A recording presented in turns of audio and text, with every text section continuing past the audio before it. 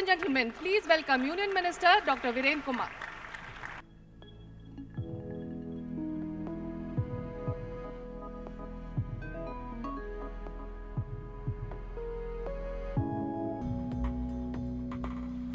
And in a sense, this white paper is so much about what this entire effort is all about, what the expectations are. Will these be realized?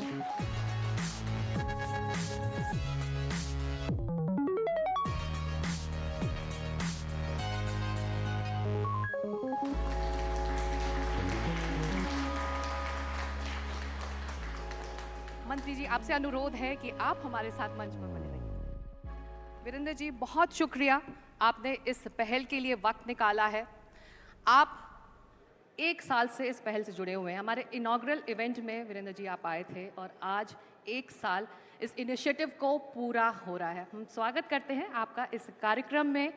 इस 1 साल में आपने इस मंत्रालय की जिम्मेदारी एक बार फिर संभाली है। क्या बदलाव हो रहा है ज़मीन पर? सबसे पहले तो मैं धन्यवाद करना चाहता हूँ। मैं जब आकर यहाँ पर बैठा, मेरी दृष्टि जब सामने स्क्रीन पर गई, मंजिल उनकी साथ हमारा, दिव्यांगजनों के सशक्तिकरण के लिए केंद्र सरकार लगातार अपनी विभिन्न गतिविधियों के माध्यम से उनके सामाजिक, आर्थिक, शैक्षिक सशक्तिकरण की दिशा में अनेक अभियानों को आगे बढ़ाने का काम कर रही है। लेकिन उसमें आपकी संस्था के द्वारा, समर्थ के द्वारा, हुंडई के द्वारा ये जो शुरुआत की गई है, यह अपने आप में काफ़ी दिव्यांगजनों के सशक्तिकरण के क्षेत्र में उनका उत्साहवर्धन करने, ऊर्जावर्धन करने के क्षेत्र में काफ़ी शक्तिवान साबित होगी। आपने जो बात कही है पिछले 1 वर्ष में, तो हमने विभिन्न मंत्रालयों, विभागों के साथ में जो दिव्यांगजन नियमावली है, उस नियमावली के 15वें भाग के अंतर्गत सुगम्यता से संबंधित, दिव्यांगों के लिए सुगम्यता से संबंधित मानकों और विनिर्देशों को उनको समावेश करने का काम किया गया, जिसमें 38 भवनों को पूरी तरह से सुगम्य बनाया गया। साथ ही साथ 14 तीर्थ स्थलों का सुगम्यता ऑडिट भी कराया गया और सुगम्यता ऑडिट के काम को ठीक ढंग से, बेहतर ढंग से करने के लिए लेखा परीक्षकों की नियुक्तियां और उसमें फिर लेखा परीक्षकों का ट्रेनिंग के प्रोग्राम भी चलाने की दिशा में उस काम को भी आगे बढ़ाया हम लोगों ने। जी, विपुल, आपके पास भी सवाल है। सर, पिछले 10 साल में चीज़ें तो काफ़ी आगे बढ़ी हैं। एक एक्सेसिबल इंडिया कैंपेन शुरू हुआ था, rights of person with disabilities act 2016 भी आया है, जिसने ये बोला था कि 5 साल में सब पब्लिक बिल्डिंग्स एक्सेसिबल हो जाएंगी। पर एक्सेसिबिलिटी की चैलेंज अभी भी रहती है, काफ़ी बिल्डिंग्स अभी भी पूरी तरीके से एक्सेसिबल हुई नहीं है। मेरे को पता है अपना एक्सेसिबल इंडिया कैंपेन 2 भी अब शुरू कर रहे हैं, तो हम कब तक आपको लगता है कि पूरा पब्लिक इंफ्रास्ट्रक्चर एक्सेसिबल हो जाएगा और अब क्या कर रहे हैं उसको अचीव करने के लिए? ये आपने बहुत अच्छा प्रश्न पूछा है। सुगम्यता के क्षेत्र में काम करना एक अनवरत, लगातार चलने वाला एक कार्य है और देश के प्रधानमंत्री आदरणीय नरेंद्र मोदी जी के कुशल मार्गदर्शन में सुगम्य भारत अभियान की जो शुरुआत हुई, सुगम्य भारत अभियान के अंतर्गत आप चाहे इस होटल में आए हों तो आपने देखा होगा कि रैंप यहाँ पर दिखते हैं। आप एयरपोर्ट पर आप जाते हैं तो आज एयरपोर्ट पर भी रैंप दिखाई देते हैं, लिफ्ट दिखाई देते हैं, हैंडल्स दिखाई देते हैं। स्कूल भवनों में जाते हैं तो स्कूल भवनों में भी वहाँ पर रैंप बनाए जाते हैं। रेलवे स्टेशन के प्लेटफॉर्म पर, हॉस्पिटल में, शासकीय भवनों में, ऐसे सार्वजनिक महत्व के स्थानों पर एक शुरुआत हुई और अधिकांश महत्वपूर्ण स्थानों पर आज दिव्यांगजनों को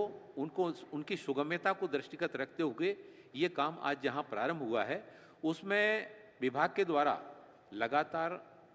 राज्य सरकारों के साथ में हमारी लगातार संबंधित बैठक होती रहती हैं। पिछली बार हमने त्रिपुरा में और केवड़िया मीटिंग की थी। अभी इसी महीने आगरे में फिर हमने देश के विभिन्न राज्यों के मंत्रियों के साथ में, वहाँ के दिव्यांगता से संबंधित विभागों के जो मंत्री हैं और उनके जो सचिव हैं, उन सचिवों के साथ में 2 दिन का मंथन कार्यक्रम किया, जिसमें दिव्यांगजनों के सशक्तिकरण के लिए, सुगम्यता के क्षेत्र में, शिक्षा, बुनियादी ढांचे, बाकी इन सब क्षेत्र में भी काफ़ी बेहतर ढंग से काम करने के लिए, क्योंकि ये काम केवल केंद्र सरकार के अकेले से नहीं होने वाला, इसमें केंद्र सरकार के साथ साथ राज्य सरकारों की भी इसमें सहभागिता आवश्यक है। एनजीओ की भी, गैर सरकारी संगठनों की, और जिस तरह से समर्थ ने ये शुरुआत की है, हुंडई ने समर्थ के कार्यक्रम के माध्यम से शुरुआत की है, इस तरह जब सभी समाज एक साथ चलेगा तो निश्चित रूप से एक दिन वो आएगा जो आपने बात रखी है, हम उस दिशा में निश्चित रूप से सफल होंगे।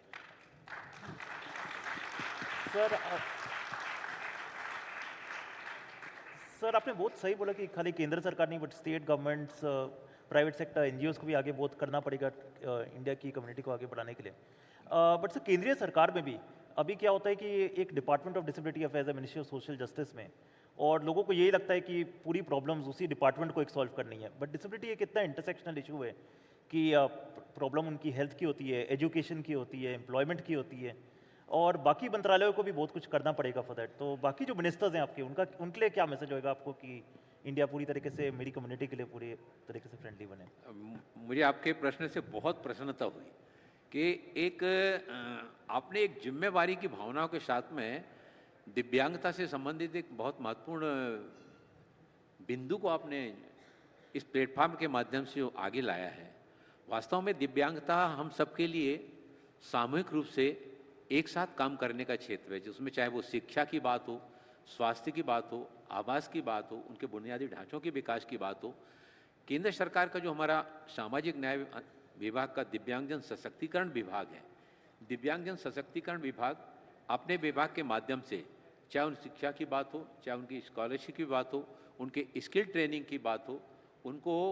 विशेष रोजगार मेले का आयोजन करके उनके रोजगार मेले के माध्यम से उनको रोजगार उपलब्ध कराने की बात हो, दिव्यांगता वित्त विकास निगम से उनको अपना उद्यम के क्षेत्र में आगे बढ़ाने की बात हो, हम इस दिशा में तो काम कर ही रहे हैं। इसके साथ ही साथ हम विभिन्न विभागों के साथ में भी लगातार इस दिशा में काम करके कि बाकी विभागों का भी इसमें सहयोग मिले, ताकि सब मिल करके दिव्यांगजनों को पूरी तरह से उनको उनके शैक्षणिक, सामाजिक, आर्थिक सशक्तिकरण का, उनको न केवल उनको सशक्त बनाने के लिए, बल्कि जब एक दिव्यांगजन सशक्त होता है तो उस दिव्यांगजन के सशक्त होने से परिवार सशक्त होता है, और परिवार के सशक्त होने से समाज सशक्त होता है, और जब समाज सशक्त होता है तो देश के प्रधानमंत्री आदरणीय नरेंद्र मोदी जी की भावना के अनुरूप जो विकसित भारत की परिकल्पना को लेकर आदरणीय प्रधानमंत्री चल रहे हैं, उसमें सबका साथ, सबका विकास, सबका विश्वास और सभी का सामूहिक प्रयास, उन सभी के सामूहिक प्रयासों में हमारे दिव्यांगजनों का भी सामूहिक प्रयास उसमें विकसित भारत की परिकल्पना को साकार करने में शामिल होगा। सर, दिव्यांगजनों को एम्पावर करने के लिए प्राइवेट सेक्टर का क्या रोल होना चाहिए? दिव्यांगजनों का, मैंने जैसा पूर्व में कहा कि दिव्यांगजनों के सशक्तिकरण में सभी के सहयोग की आवश्यकता है। उसमें हमारा जो उद्यमिता क्षेत्र है, उद्यमिता क्षेत्र और निजी क्षेत्र के लोगों को भी इसमें आगे आना पड़ेगा। इस दिशा में दिव्यांगता सशक्तिकरण विभाग ने स्टार्टअप और इस क्षेत्र में काम करने वाले संगठनों के साथ में 70 समझौता हस्ताक्षर इस दिशा में किए, ताकि दिव्यांगजनों के सशक्तिकरण के लिए काम को निजी क्षेत्र का भी सहयोग लेकर, उद्यमिता के क्षेत्र का भी सहयोग लेकर उसको ज़्यादा प्रभावी ढंग से क्रियान्वित किया जा सके। वीरेंद्र जी, आपने इस पहल की तारीफ की। हम उम्मीद करते हैं कि आपने पिछले 1 सालों में इस पहल ने क्या क्या ज़मीन पर काम किया, उस पर भी आपकी नज़र रही होगी। ऐसे में ये बताइए कि इस तरह के पहल, चाहे वो अवेयरनेस क्रिएट करने को लेकर हो या फिर इम्प्लीमेंटेशन को लेकर, किस तरह का काम समर्थ जैसे पहल कर सकते हैं ज़मीन पर? जिस तरह से हुंडई ने समर्थ से शुरुआत की है, मंजिल उनकी साथ हमारा, अब उनको अवेयरनेस प्रोग्राम के साथ में जोड़ने के लिए, जागरूकता के साथ में जोड़ने के लिए हम जहां रेडियो, टेलीविज़न, सोशल मीडिया, इन सारे संसाधनों का उपयोग कर रहे हैं, वही साथ ही साथ मंत्रालय के द्वारा चाहे वो दिव्य कला मेले की बात हो, चाहे दिव्य कला शक्ति की बात हो,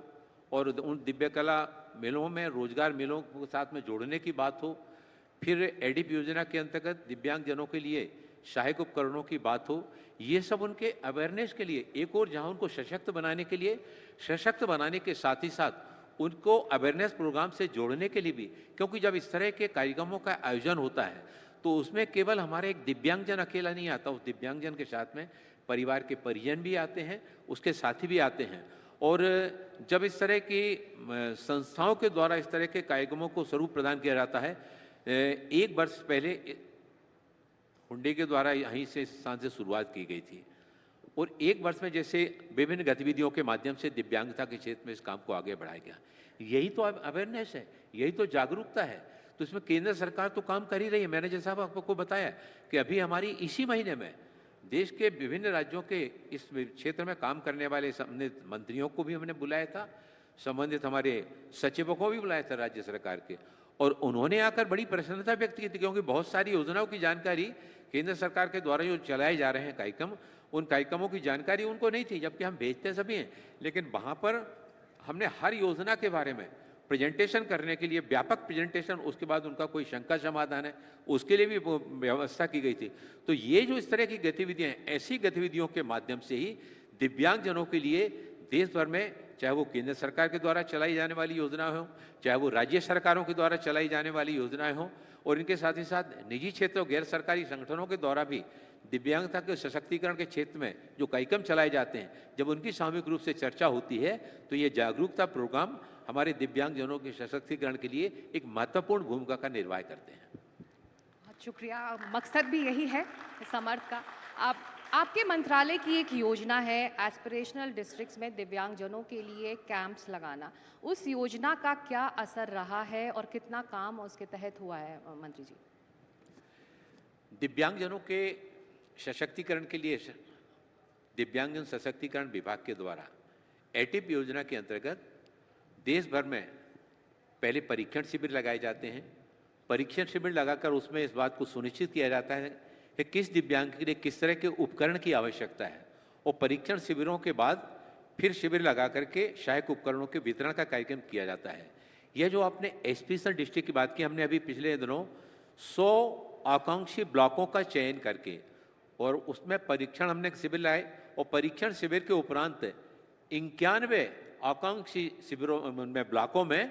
दिव्यांगजनों के लिए सहायक उपकरणों के वितरण का कार्यक्रम भी हमारा पूरा हो चुका है। अक्टूबर माह में जो शेष 9 स्थान रह गए उन 100 आकांक्षी ब्लॉकों में से उन बाकी 9 स्थानों पर भी हमारा वितरण का कार्यक्रम किया जाएगा। अभी तक जब से ये योजना प्रारंभ हुई है, लगभग 16,000 शिविरों के माध्यम से 29 लाख दिव्यांगजनों के लिए सहायक उपकरणों का वितरण किया गया, और ये सहायक उपकरणों के वितरण के उपरांत दिव्यांगजनों के जीवन में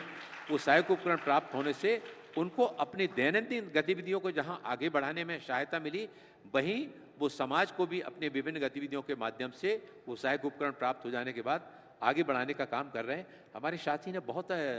मैं आपको साहब कई बार मिलना हुआ है, मैं देख रहा हूँ कि आपने अपनी दिव्यांगता को अपने जीवन में कहीं बाधा नहीं बनने दिया, बल्कि आपने अंदर की ऊर्जा को आगे बढ़ाकर इस क्षेत्र में दिव्यांगजनों को सशक्त बनाने की दिशा में, जैसे हमारे इस भाई ने कदम बढ़ाया है, ये हमारे दिव्यांगजनों में प्रतिभाओं की कमी नहीं है, उनके अंदर प्रतिभाओं की कमी, उस प्रतिभा को आगे ला करके उनको प्रोत्साहित करने की, दिव्यांगजन सहानुभूति नहीं चाहता, दिव्यांगजनों को वास्तव में प्रोत्साहित करने की आवश्यकता है। और आपका प्रोत्साहन, समाज का प्रोत्साहन दिव्यांगजनों को जहाँ स्वयं उनको सशक्त बनाता है, वहीं उनको समाज के देश के विकास में भी योगदान जोड़ने के लिए भी आगे बढ़ाने का काम हमारे दिव्यांगजनों के द्वारा किया जाता है।